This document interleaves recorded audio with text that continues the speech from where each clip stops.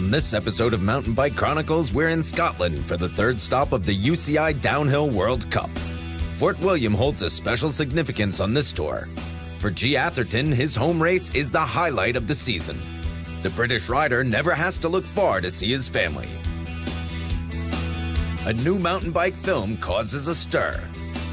All this and more in another episode of Mountain Bike Chronicles. For G. Atherton, mountain biking is as much an emotional roller coaster as a physical one. It's just about carrying those small feelings that you can only get after a good result. You know, keeping them with you, holding them inside you, and taking them to the next race to kind of give you that self-belief that you can do it and you can reach the top. George, as his parents named him, grew up with his two siblings, and from there, a mountain biking dynasty was forged.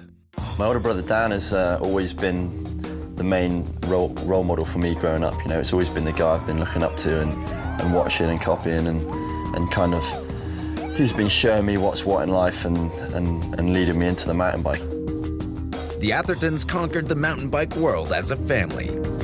Got like a pretty unique thing going, you know. We're all living in the same house in North Wales, and when we're not living there, we're travelling around the world, racing on exactly the same team.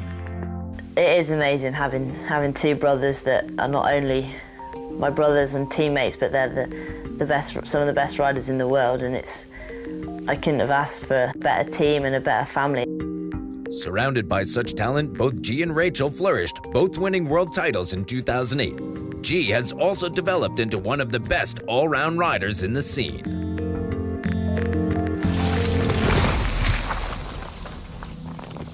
Surrounded by spectators and fans, Fort William is one of the highlights of the racing season, with an outstanding track. Fort William is pretty special because it's such a long and physical track, and I think you've got to be a special rider and very fit and be good at pedaling and just be very strong to do well here. We are just coming to the end of the top section of the track. Quite flat and smooth so far, and we have these wooden bridges we have to ride along. But it's like a shock to the system when you suddenly hit this big rock garden. You have to find a line and try to stay with it as best as you can, but you wake up quick when you hit this. We're in the Midge Woods, so this is the start of the woods. It's not somewhere you can win, but you can definitely lose here. So we've arrived at the bottom section of the track, the last of energy you have, and it's fairly flat and straight and some few jumps to carry your speed, but pedaling's the most important thing for the bottom sections. By the time you get to here in the race, you can see the finish line, you have mixed emotions. You're really tired and physically worn out, but then you have a big crowd, everyone cheering for you, so it keeps you pedaling. It's a great feeling when you get to here. Aaron Gwynn arrives as the leaders in the overall rankings, following his dominant performance in Italy. The terrain in Scotland does not bring the American luck, and he crashes in qualifying and loses his normal starting position at the top.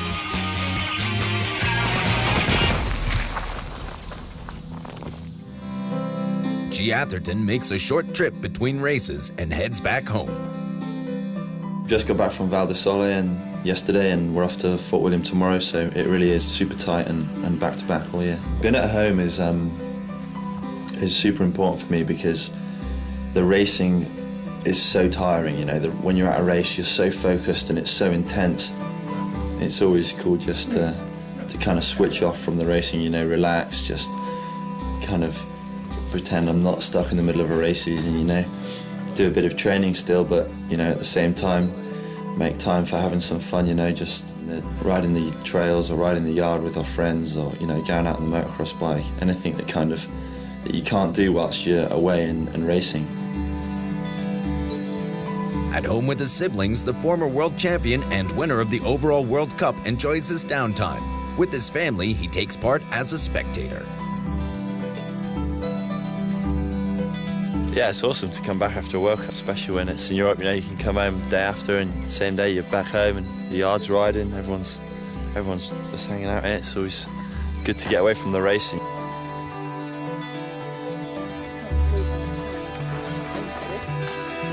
Have you not got on?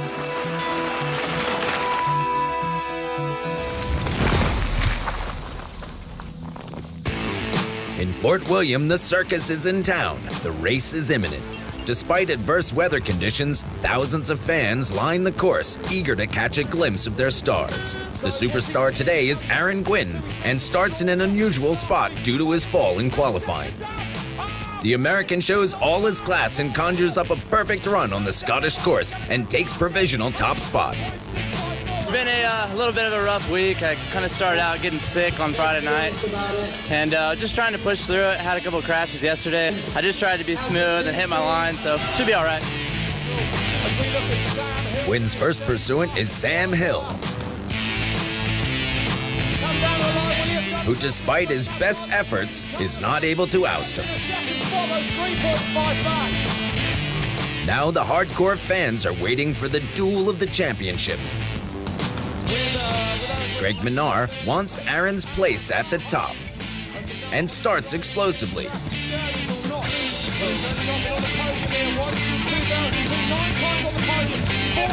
In the lower part, however, he lacks power and finishes 5 seconds behind his rival.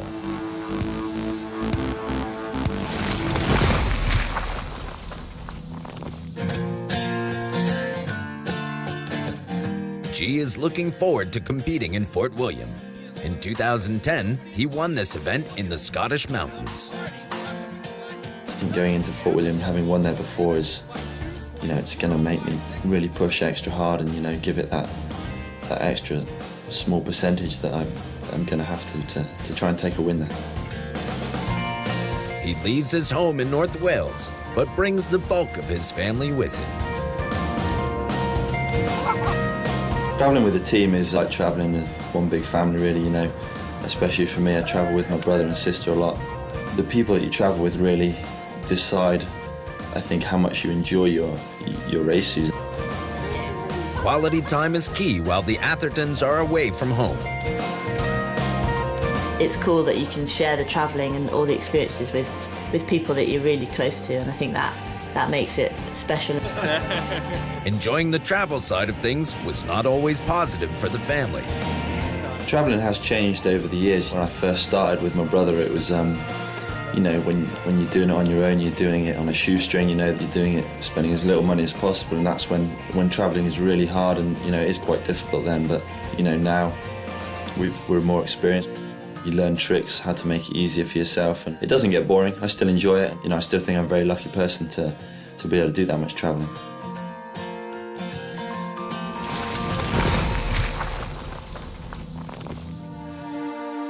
The mountain bike sport offers endless trails and adventures. All over the world, different people experience different stories about the scene. Capturing these stories was a mission undertaken by the Canadian film crew from Ant Hill Films. Strength in Numbers is the title of their new film, which aims to show the wide range of mountain biking. The well-known production company worked on another great project after their films Follow Me and Inside Out.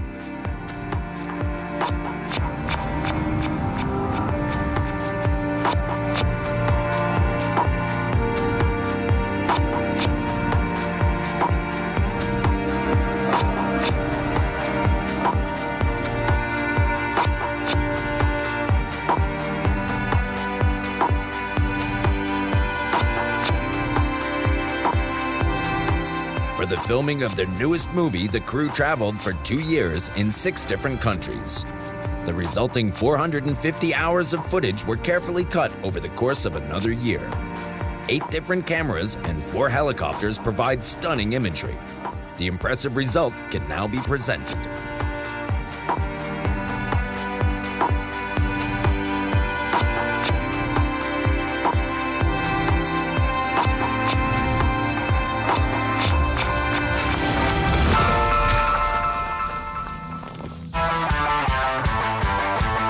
In Fort William, it has gone down to the wire.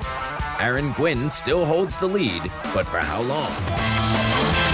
Danny Hart from England is on the attack. He gains a lot of momentum from the upper part and is well out of the forest. In the lower part, he gives it his all.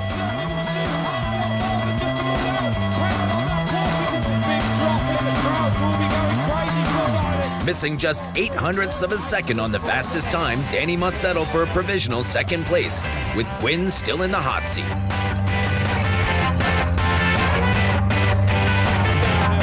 G. Atherton is hungry to win this event again. He flies through the flat passages and races towards the finish. G's performance is not enough, however, and he must settle for third place, leaving Aaron on top. Mark Beaumont is the last rider who can affect things.